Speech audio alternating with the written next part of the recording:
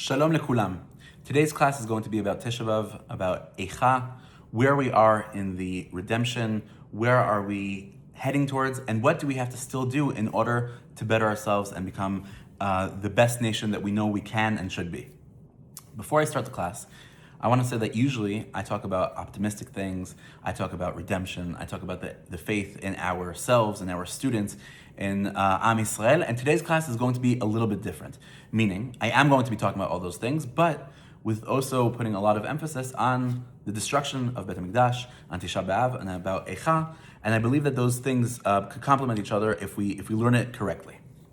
So the real question is, how did this happen? Eicha, Eich ze kara. How did it happen that Am Yisrael, that we had two amazing kingdoms here in the land of Israel, got to the destruction twice? Now, when I say destruction, we have to understand what it means. It means that we are the chosen people. We have a covenant, a long-lasting covenant with. Possible that covenant seems ruined. It seemed that we lost everything when the destruction of the Beit HaMikdash happened. It says in Masechet Ta'anit, Perek Daled Mishnah Vav, B'Tisha B'Av nigzar al avotenu shelo yikansu la'aretz, v'charav habayit barishona ubashniya, v'nilkeda beitar v'nichrasha ha'ir, v'mi shenichnas v'ma'atim b'simcha. A lot of terrible things happened to Am Yisrael throughout history, in a lot of different dates throughout the year. But on Tisha B'Av, we're talking about the biggest churban that we had. The two Bet Mikdash, the fact that Am Yisrael were not allowed to go into the land of Israel. And it's not only that a Bet Mikdash, a certain structure that was holy and beautiful and great, was destroyed. It was the destruction of our kingdom here in the land of Israel. I'm saying kingdom because it wasn't yet a state. Today it's a Medina. We have Medinat Israel. So it was a state, but it was done a little bit differently. But in essence, it's as if the state of Israel would be destroyed two times. And when I talk about destruction, it's not only, okay, the state is destroyed and now we have to scatter throughout the world. At the end of that process, we got to the Holocaust. And it all started in Tisha B'Av, in the destruction of the Beit Mikdash. And the question that the Megillah says, in Perek Aleph, the first pasuk, Eicha yashva badad ha'ir rabati am, hayta ke'almana, rabati b'goyim, sarti b'medinot, hayta lemas. How could this happen? Not technically that our enemies came in from that way and we didn't fight them well. How could this happen to the chosen people? The people that HaKadosh Baruch Hu took out of Egypt, that we had a covenant with HaKadosh Baruch Hu from Abraham, Yitzchak, and Yaakov. We got the Torah at Har Sinai with Moshe Rabbeinu. How could this happen to the people of Hashem? It's the biggest chilul Hashem. It's the biggest disgrace. The people of Hashem are always supposed to win. We're always supposed to have it good, right? Like the famous song that a lot of people sing today, Tamid yeh li rak tov. We should only have only good. So how could it be that we also went through bad things? How could that make sense? There's an amazing story in Masechet Makot where the rabbis are walking on Har Tzofim, Mount Scopus, basically where Hebrew U is today, and they're looking at the place of Kodesh HaKodeshim. And they see a fox leaving Kodesh HaKodeshim, and all the rabbis start crying, and Rabbi Akiva, one of the rabbis there, he starts laughing. And they look at Rabbi Akiva and say, "What are you doing? How are you laughing?" He says, "Why are you guys crying?" They said, Kodesh HaKodeshim, the holiest place in the world. And a fox, a shu'al, is going out of the Kodesh HaKodeshim? What a disgrace. A churban. And he says, Morai v'rabotai, this gives me so much emunah. Say, emunah? What are you talking about? He says, because I never could have imagined there to be a destruction. I couldn't imagine that the temple, Beit HaMikdash, is going to be destroyed and Am Yisrael are going to be scattered. I couldn't believe it. But now that I see it happened, I'm able to believe the prophecies that spoke about the destruction of the first and second temple, but they also say that one day Am Yisrael are going to be redeemed and we're going to build the third temple, and Be'ezrat Hashem is going to be it's going to last forever. He said, until this moment, it was hard for me to believe that. But now that I see that this could happen, I believe that could happen. And they look at Rabbi Akiva and they say, Akiva nichamtanu, Akiva nichamtanu. You gave us such nechama. They say it twice as a chizuk. Wow, Rabbi Akiva, give us your glasses. We want to see the world through your lens, because what you're saying here is amazing.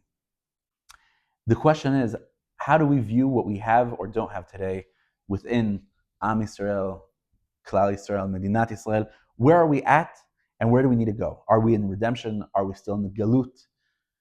It says in Masechet Sanhedrin, Daf Tzadik Chet Amud Aleph, ואמר רבי אבא, אין לך קץ מגולה מזה שנאמר, ואתם הרי ישראל ענפיכם תיתנו, ופרחם תישאו לעמי ישראל. There is no bigger sign for the redemption, as Rashi says in the place, כשתיתן ארץ ישראל פריה בעין יפה, אז יקרב הקץ, ואין לך קץ מגולה מזה. What is the biggest sign of Geula? When Eretz Israel is fruitful, then that is the biggest sign that the redemption, that the Geula is happening. And when you see that with your own two eyes, you'll know we are in the Geula.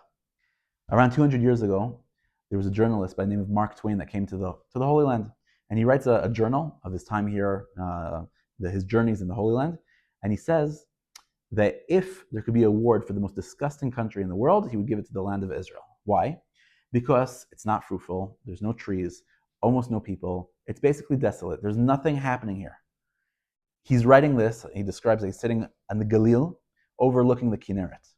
Today, if you go to the Galil, overlooking the Kinneret, you're in a beautiful patch of woods and trees, and it's green, and it's flowing with beautiful things.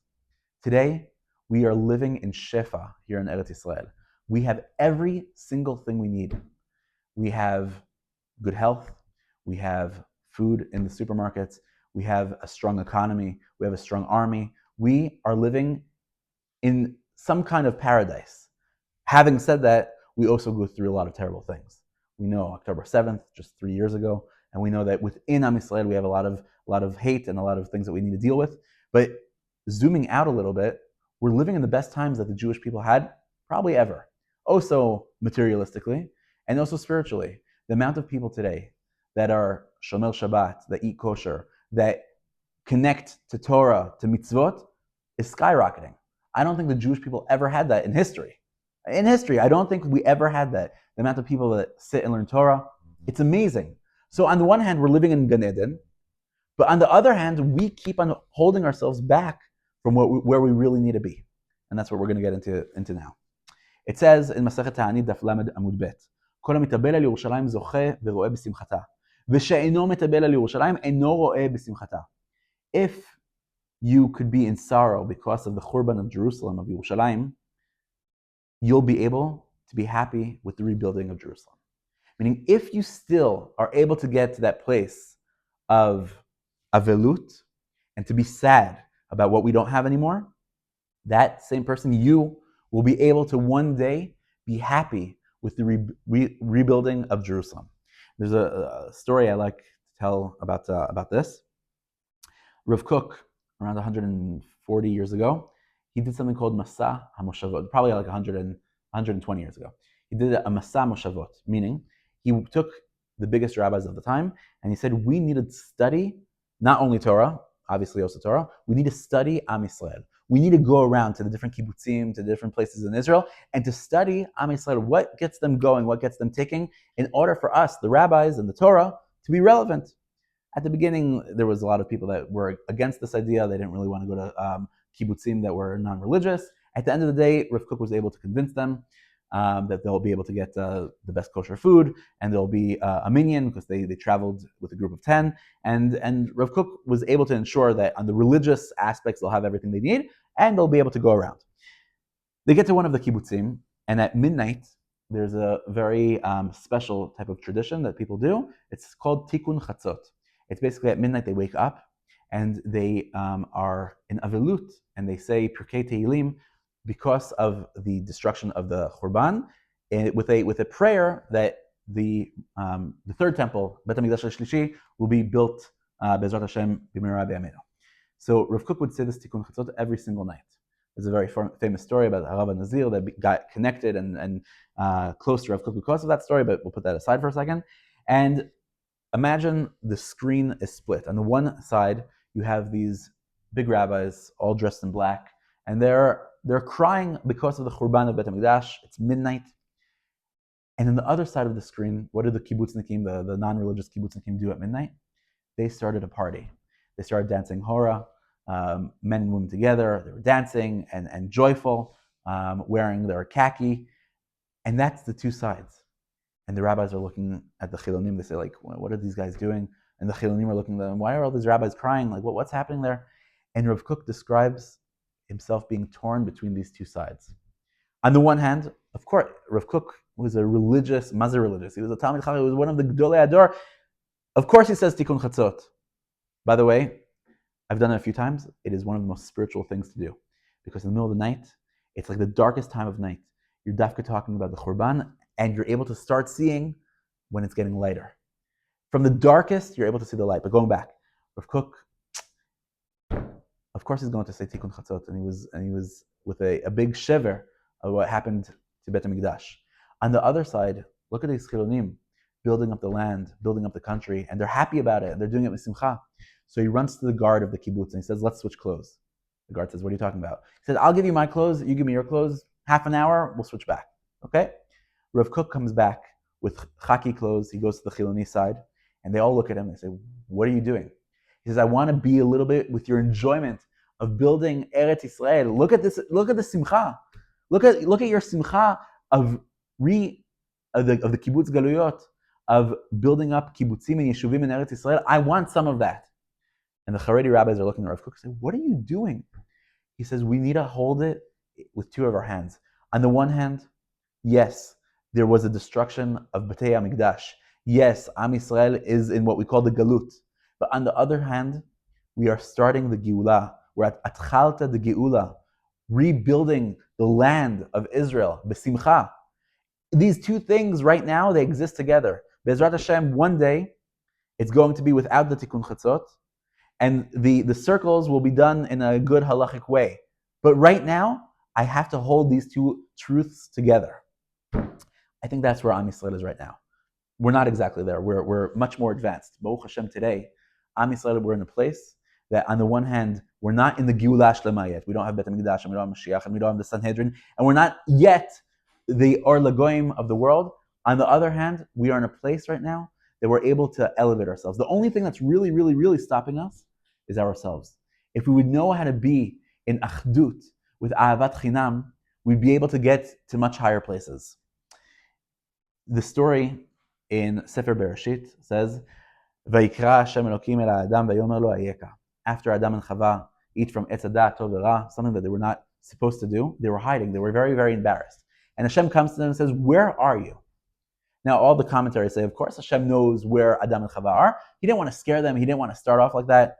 But he says, Eicha. Eicha and Eicha are it's the same word. It's the same letters. The only difference is that in the kaf, there's a dot. Where are you? And that's the question we should be asking ourselves today. Not, Eicha, how did this happen? It happened. It happened because of us. But the question is, where are we today? Are we going to be sitting on the sideline saying everything's bad and there's no emunah, there's no tikva, we need to continue doing avelut every Tisha B'Av? Or are we saying, yes, we're doing avelut and Tisha B'Av until Be'ezrat Hashem Bet HaMikdash is going to be built, but in order for it to be built, I need to be proactive. I need to defend the Jewish people. I need to make aliyah. I need to keep Torah and mitzvot. I need to be an active part of society, of Jewish Israeli society. Because if not, I am continuing the status of the galut. And what we need to do right now is to ask ourselves not how did it happen, Eicha, rather Eicha. Where am I? Where are you? Be'ezrat Hashem, we should hear B'sorot Tovot for us and for all of Am Yisrael. L'geula Shlema.